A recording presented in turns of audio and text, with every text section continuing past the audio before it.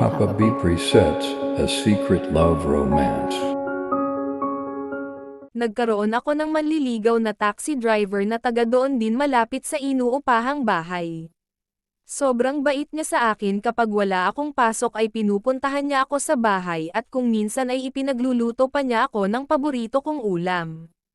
Nadadalas na nga kaming magkasama kaya hindi din maiiwasan na magtampo at magselos ang aking kaibigan. Mas mahaba na kasi ang oras namin na magkasama ni Michael. Isang araw niyaya akong manood ng sine ni Michael at syempre hindi pwedeng hindi kasama ang aking best friend. Kaya tinapat namin na day off kaming dalawa para makasama siya sa unang date namin ni Romeo. Dumating na nga ang araw na pinakahihintay ko at nagtungo na kami sa mall kung saan kami manonood ng sine. Ako nga ang pinapili niya ng palabas na aming panoorin. 3 palabas ang aking pinagpilian, at Taken na pinagbibidahan ni Liam Neeson ang aking napili.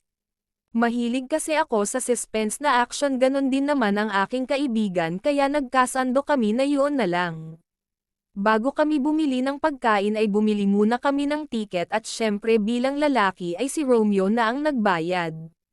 Pagkatapos ay dumiretso naman kami sa bilihan ng pagkain para habang nanonood ay kahit papano ay may kinakain kami. Hindi nga nagtagal at pumasok na kami sa loob ng sinehan. Habang kami ay nanonood ay nakaramdam ako ng lamig kaya sumandal ako sa braso ni Romeo at agad niya naman akong inakbayan. Basa ko sa mata ng aking best friend ang pagkainggit kaya naiilang din ako. Naawa tuloy ako sa kanya, dati-dati kami lang magkasamang dalawa pero ngayon ay 3 na.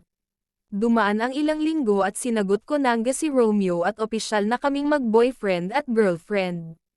May mga time din na nagkikita kami ni Romeo na hindi ko na pinapaalam sa best friend ko kasi hindi kami makapaglambingan.